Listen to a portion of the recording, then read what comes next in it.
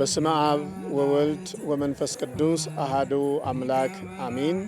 ለመላው የኢትዮጵያ ኦርቶዶክስ ተዋሕዶ ቤተክርስቲያን አማኞች በሙሉ በደብረ ብርሃን ከተማ የደብረ ገነት ቅዱስ ዑራኤል ቤተክርስቲያን ግንቦት 22 ቀን ቅዳሴ ቤቱ በታላቅ የበዓል ስነ ስርዓት የሚከበር ስለሆነ በመላ ኢትዮጵያ የምትገኙ ወደ ታላቋ ገዳም ጻድቃኔ ጉዞ የምታደርጉ በዚሁ በዳግማዊ ቆስጠንጢኖስ አጼ ዘርዓ ያዕቆብ ከተማ የሚገኝ ስለሆነ ጉዟችሁን ከዚሁ አስተካክላችሁ በዚህ ታላቅ መልአክ በዓል ላይ እንድትገኙ መንፈሳዊ ጥሪያችንን እናስተላልፋለን።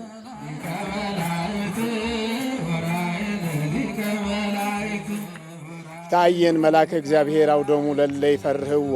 የእግዚአብሔር መልአክ በሚፈሩት ዙሪያ ይሰፍራል ያድናቸውማል እንደተባለ ገናናውና ብርሃናዊው መልአክ ቅዱስ ዑራኤል ሥርዓተ ሰማይን ለሄኖክ ሥርዓተ ምድርን ደግሞ ለዕዝራ እንደገለጠ በበዓሉ ላይ በመገኘትና በመማፀን በሕይወታችሁ ዙሪያ ያሉትን ጉዳዮች፣ እንቆቅልሾች ፍቺ የምታገኙባቸው፣ በረከት የምታገኙባቸው እንደሆነም ለማሳሰብ እንወዳለን።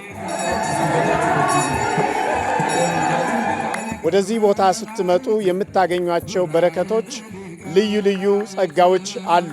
ለምሳሌ በዚሁ ደብር ስር የሚተዳደሩ የቅዱስ ሚካኤል ጸበል፣ የቅዱስ አማኑኤልና የእመቤታችን የቅድስት ድንግል ማርያም ጸበላት አሉ።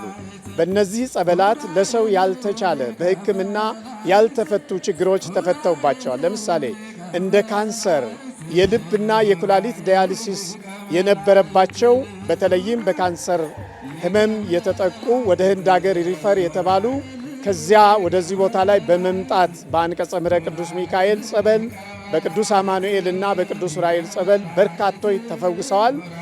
ማህፀናቸው ልጅ መሸከም የማይችሉ በዚሁ ጸበል ከተጠመቁና ጸበሉን ከጠጡ በኋላ ልጅ መውለድ ችለዋል።